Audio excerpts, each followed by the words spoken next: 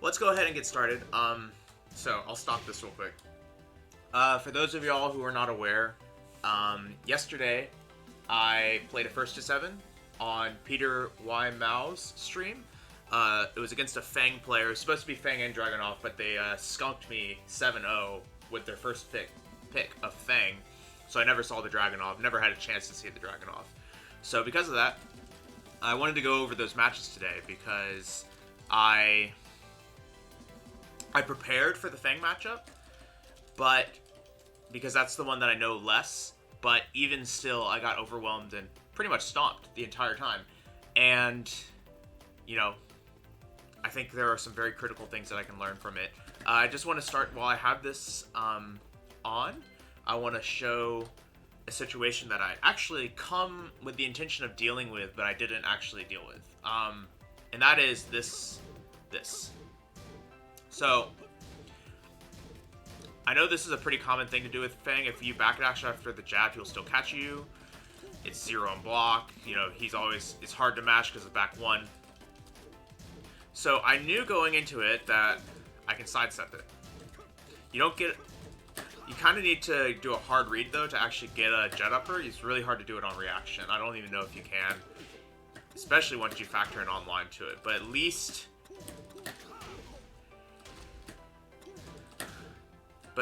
like getting out of that pressure, because you can enforce a mix-up, you know, do this. Spoiler alert, I did not do this. But what I didn't realize, what was pointed out to me later, was that the exact same situation, the Feng opponent was also doing this. Okay, so sometimes he was essentially going jab into mix-up, right? It's like either down forward 1, or it's going to be this down 2, that high crushes if I mash. So overall, the whole thing was, and I was just getting destroyed by this, amongst many other things. But watch this.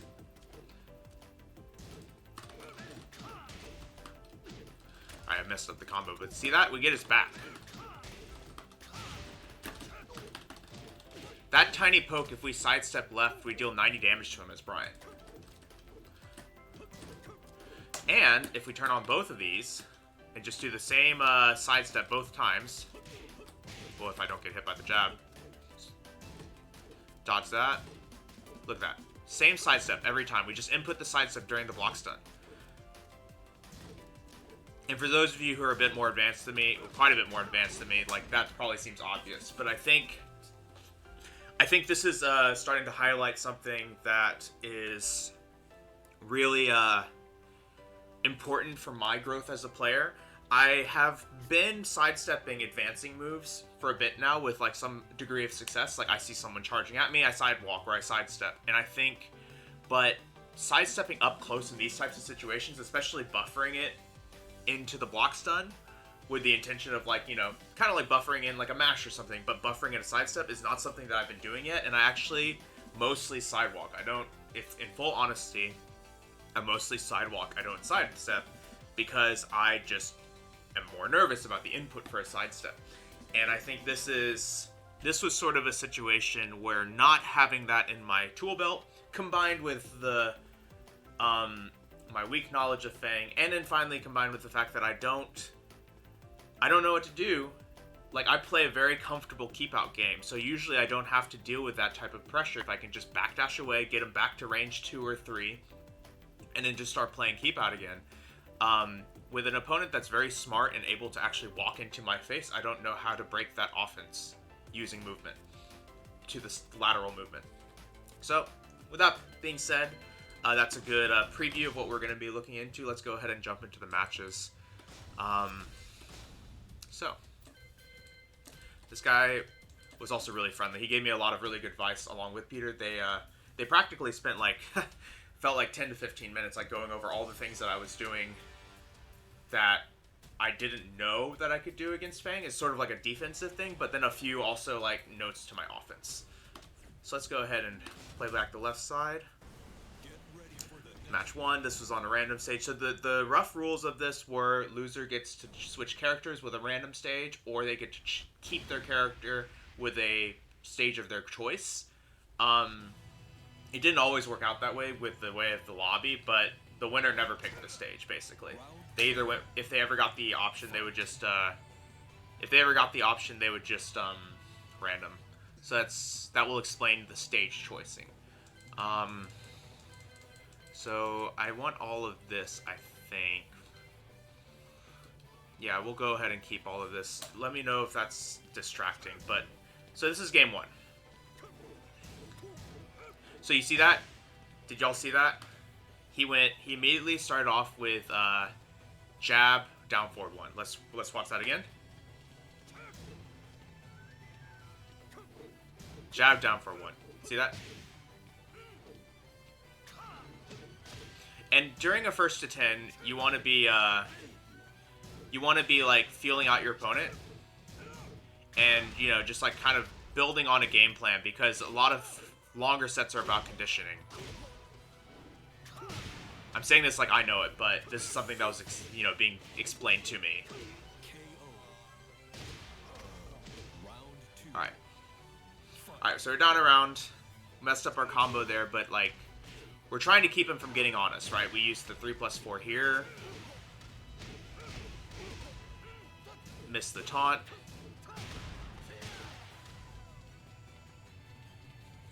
I want to see what he did here. So you see, he does down forward 1 into back 1. So he's now testing us to see if we like to mash out of down forward 1, which apparently we do. That was just me being a scrub.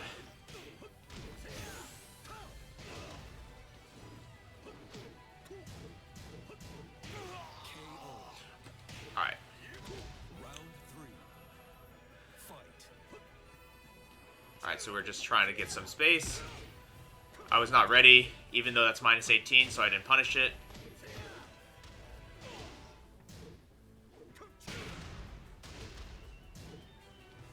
So he went down 4-1 into down 2 again. Beats us matching. So basically, he's got our jabs checked with back 1 and that. Wasn't ready. I made the side step without intention there. Let's look at that again. So... Oh, wait. A little later. So watch here. Do you see that? Like, we went back 1, and we experimented with a side step, and he went back 1. This is something that was talked to me about. Basically, I saw him doing this, and I didn't adapt my playstyle to account for this. Because we hadn't blown him up, I didn't give him a reason to stop doing back 1. Back 1's like one of Feng's best options here. And I needed to either, like, start doing something about it, basically. Like, right now, basically. So, I sidestepped, I didn't see the back 1 come out in time, and missed my back 4 here.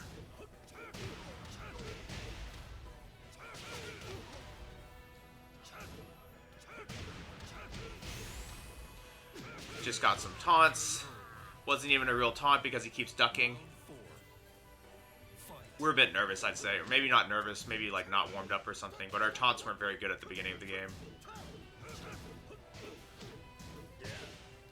That last hit can be punch parry, but also it's a junkyard combo. So the very second hit, you need to low parry it. So that little karate chop, immediately low parry.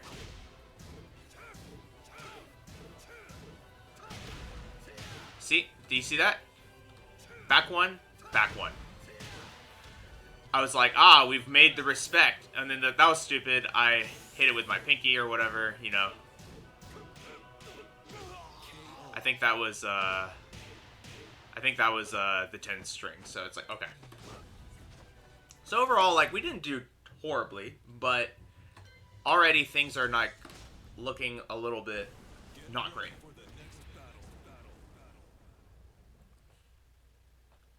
So let's see. So I take it to G-Core Pellet Pad. That's basically what I counter-picked every time. Round 1. Fight. So again, I'm trying to keep some space.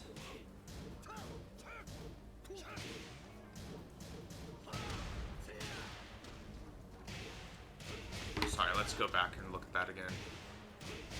So I just ducked at the wall there, I think.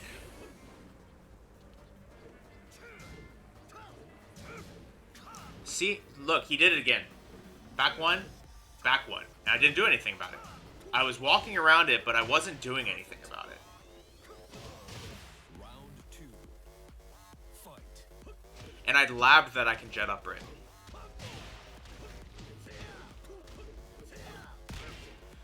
That was also, like, again, I didn't blow him up for that.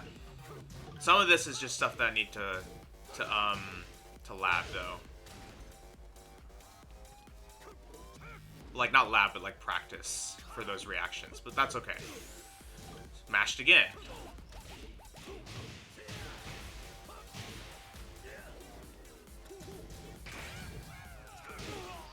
He back one again, I'm almost certain. Either that or he dick jabbed.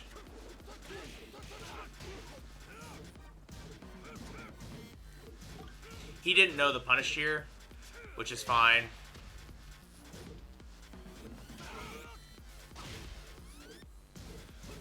He tried sidestep there after our back one.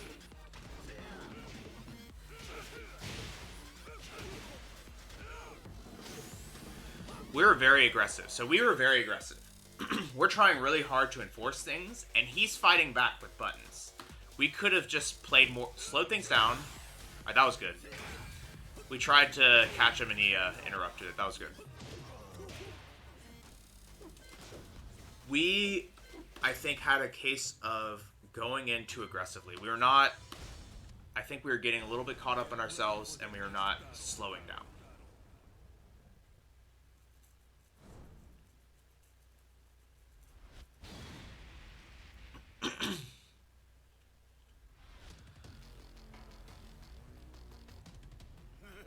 Round 1.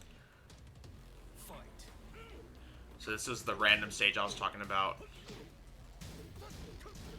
So that's an interesting situation.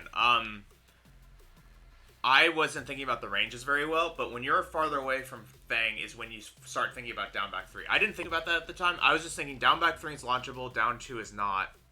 He's using down 2 a lot because I can launch down back 3. But really, it's because down back 3 has a higher range. So I can, at these ranges, like here, I can be like, oh, maybe he's going to do it, right?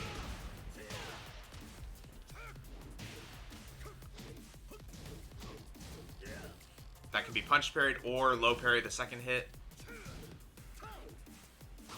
Again, sidestep without intention. I need to sidestep in those situations with the intention of doing something. I think it's a little bit one-dimensional, but we should be like, what if he back ones here?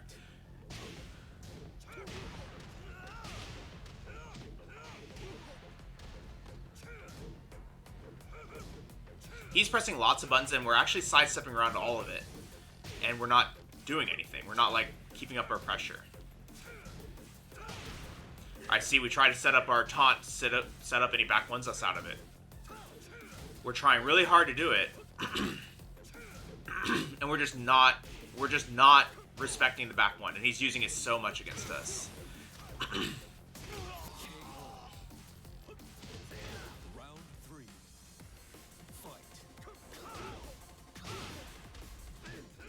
So I thought I got him with a whiff punish there, but really he was just being fancy there. Alright, there. See? We stopped it this time. We saw it last time, so we stopped it.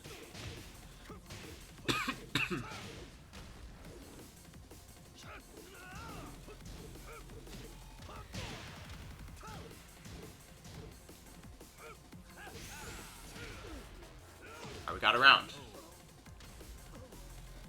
I do think it's good to throw from time to time just to keep your opponent on their toes, even if you don't think it's going to work. That was good from him.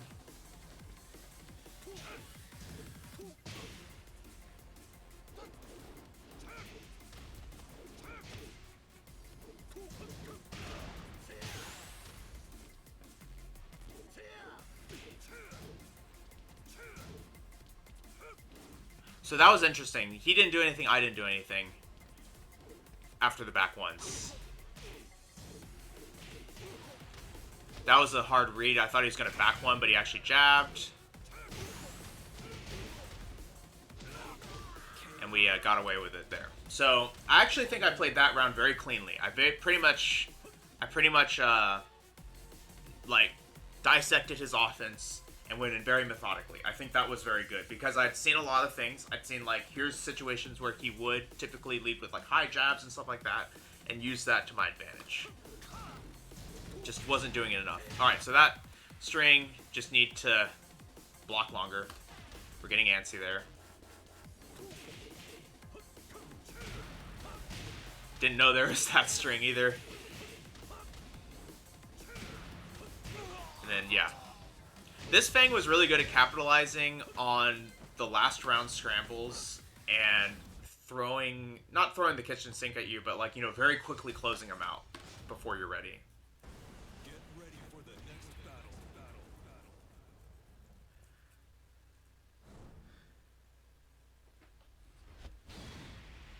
So I took it back to G Corp. Round 1. Fight. So that move is minus 14 on the first hit, minus 14 on the second hit. So I could have just waited. Especially since this happened. So a little bit of string impatience.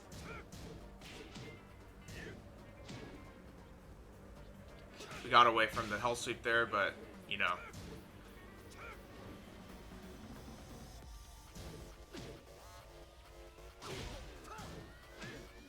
So, hatchet kick, back one. We have a huge pattern right now. We have so many back ones, so this is one of the themes, was that we were not seeing that, and we were not incorporating that into our offense to adapt to it and continue to get momentum off of it.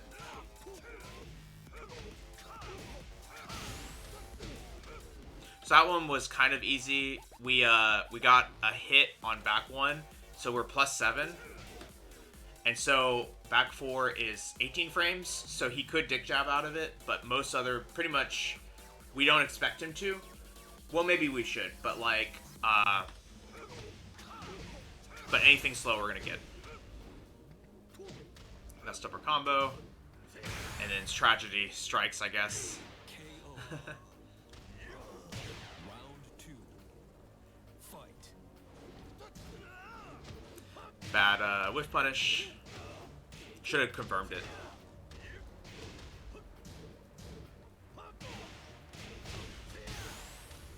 We should have tried. I mean, our left is to the wall, but we should have tried to walk out. I think that is what we're trying to do here, but we're just getting caught. Round 3. Fight.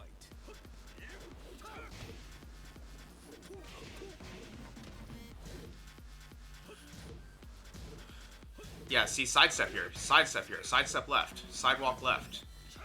We fought our way out, but we could have just sidestepped our way out. So we're trying to get a little more methodical.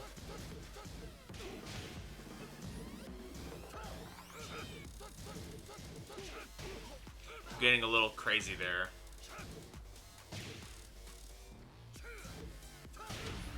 So I tried to sidestep there and I messed it up. So that was just really good from him. Basically, called us out on the third hit.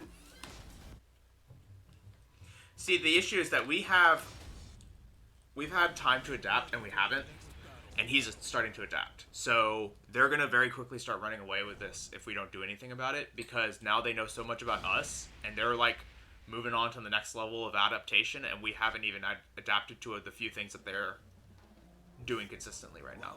Round 1. Fight.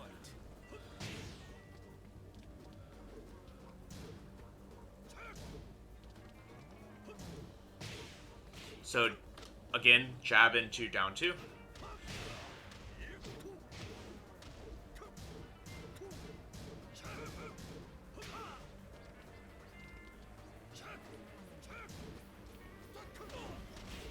So that was just, see, he's got a feel for our low timings now, so like we're losing time, right? I want to see how, that is +1, okay. So he mashed out.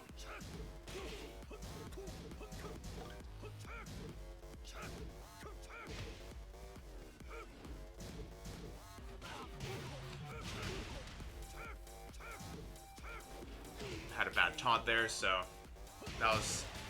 And he's really good. See, our keep out is getting caught by him a lot, so he's really good at, like, working his way in without having to use a move.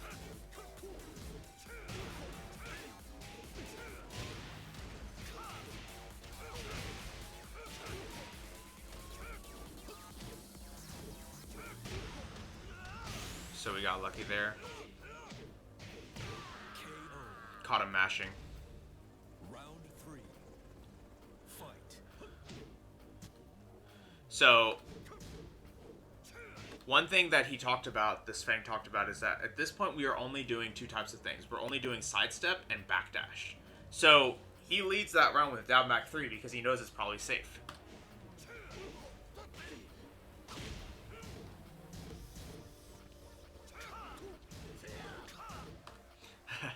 Too slow.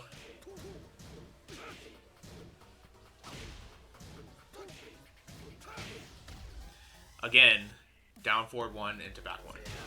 He does that a lot too, but we could have gotten out of that situation if we had just... Look, jab, down forward 1. Granted, that one hit, but still. He's doing it all the time. Alright, so we managed to sneak that one in. Round 4. Fight. I actually smelled a back 1 or something there, or a low, so I just went ahead and did that. Mashed. Again, just stop mashing. That was sick from him. We need a tech roll. He's calling us out on the tech rolls. And then we got caught here by the junkyard. He's giving us a lot of room to get out. We're just not seeing it. That was sick too.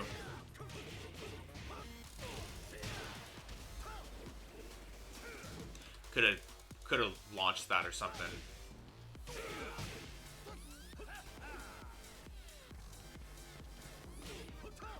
I think that was a really good throw, just like switch positions. I was getting a little antsy there. I think I should have just done with a single 3. I got scared because he was like, you know, selectively punishing my machine gun, so I was like, oh yeah, I'll just let it rip here. But really, he was pretty patient. He was very patient, and he wasn't usually mashing on a lot of things. So that, while standing 3-4, was pretty stupid. I think it's going to show up later as well, and we're going to die for it again.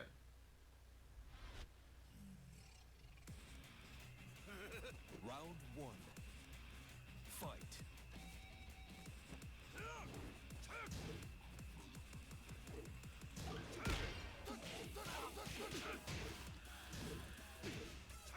So we're trying to mix up our offense.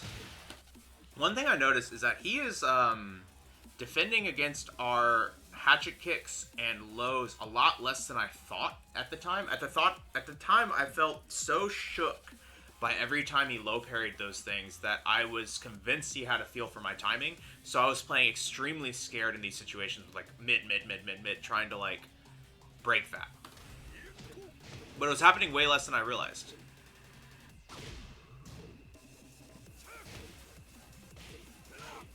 That was just lucky, I guess. I think maybe he just forgot to tech or something.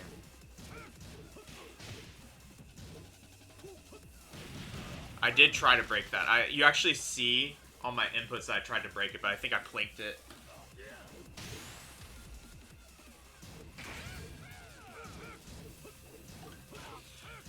I went with that because he had back one after my rage drive before, and I was scared. And then see I do a normal one and he back ones it. I'm like, he didn't do the rage drive. This must be it.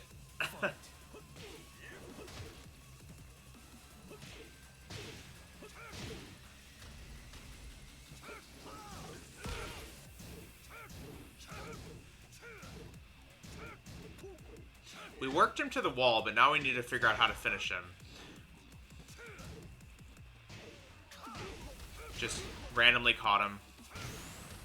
See, again, I'm forcing the taunts now at this point, and he's already caught on. He doesn't tech roll anymore.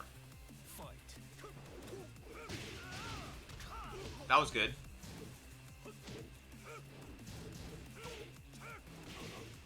So that's an interesting situation. Look at this. So this is actually a situation where he can finish the string, but I didn't know that, or I wasn't really paying attention, so I just went for this. Which, if he goes back turn, that's minus as hell. You can actually launch him, I think. But see, I didn't do it with intention. I could have launched him in that case, if I was going to mash, right?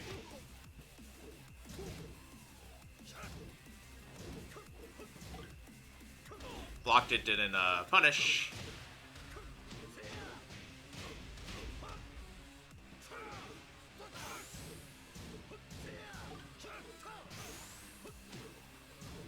He was using every move on the move list against me.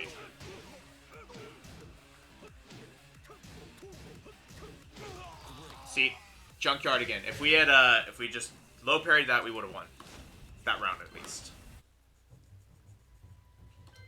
So Get ready for the next battle.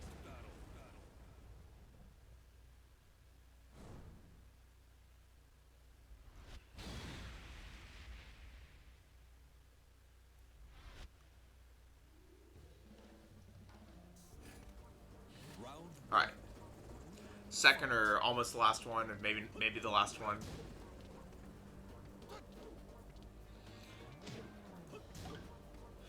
So I actually had a good read on that. Look at this. But I didn't launch it because I wasn't thinking in my head of that's the load that can come out here. But the range makes it pretty likely, right?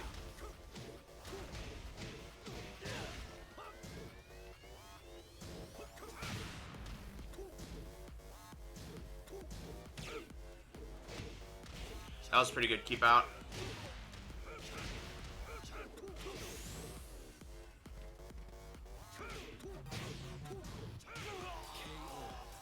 So again, we're just like, he's running up, catching us with a jab, going to the down forward one strings, into the down forward one sequence.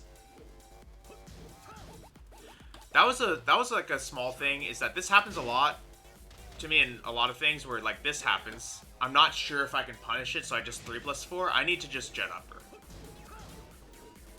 That'll help me improve as a player, and I'll get more damage out of things. That was a really good Kempo. Do you see that? Jab into down two again. Could have blown him up. He didn't use a single tracking move in these situations because of that.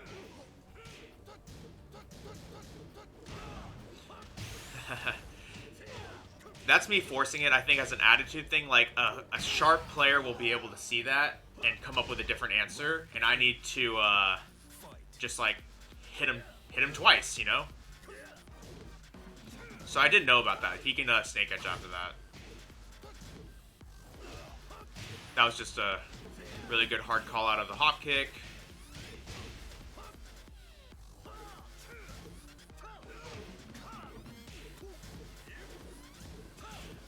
We were starting to get somewhere here.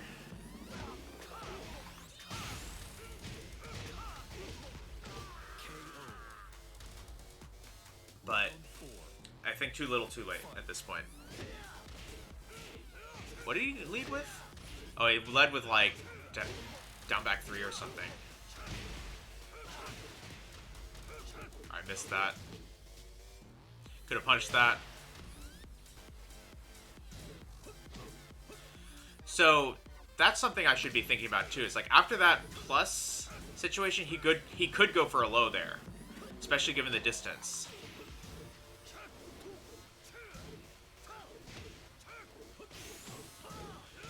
That was a pretty good sidestep of the back one again. But now we're getting antsy. See? Dick jab into both of these, and we're dead. So yeah, I think that's all of them. But that's pretty much it. So to summarize, need to incorporate sidestep more into my defense. I need to be. I think if I do that, I'll be more comfortable because there was a few, and also The other thing is that he was doing similar stuff after down forward 1, so I could have been sidestepping against down forward 1 as well. That's not something that I showed in the lab leading up to this, but like in situations where he would lead into down forward 1, I should be comfortable with potentially sidewalking or sidestepping to the left. Past that, my back one, we talked about how my back one offense was not, at the beginning of the game, was too greedy. I needed to see that he was pressing buttons and be willing to just like take my frames honestly with like a down forward 2, or similar, right? Jab, something like that. The other things that we talked about was like the ranges of like down back 3 and knowing when down back 3 is going to come out and being like using that to kind of determine what I'm going to do. There's some like basic stuff of like I need to lab the junkyard string to low parry that. I need to lab the shoulders to be able to more consistently launch those. I need to be able to more consistently launch any shoulder that comes out, basically. I wasn't able to launch punish anything that happened whenever they did happen. I wasn't fast enough. I wasn't quick enough on the draw. So just like simpler stuff like that as well. Let's see. Did I miss anything else? Did we talk about... I think our hatchet timings were fine. I think our pacing of the game was actually pretty good. Oh, yeah. One small thing, I did try something different this time when I was playing. I kept the audio on for the stream the entire time, so I could hear the commentators, but it was like a delayed thing. I think while a 7-0 is not really going to change by much, right? So I don't think, this is not an excuse because I don't think this would have affected it as much. I do think that for me it's very distracting. I'm pretty ADHD, so I think deciding to have dialogue in the background of people delayed reacting to things that are happening and trying to figure out, I wonder what they said, it's just not constructive. Next time I will mute things while I'm playing and maybe unmute the stream. Between matches. But that's a small thing. That's just more of a, next time I do this, something that I'm going to do. But I don't think, it would not have affected things here, but it'll hopefully work in my favor for future stuff. Morning, Beaters. That being said, I'm going to do the quick YouTube sign-off for this segment. If you're watching from YouTube, be sure to leave a like, comment, and subscribe to the channel. It really helps us grow, and you can come watch this live at twitch.tv/VonTiban. Thanks so much, and I'll see you later.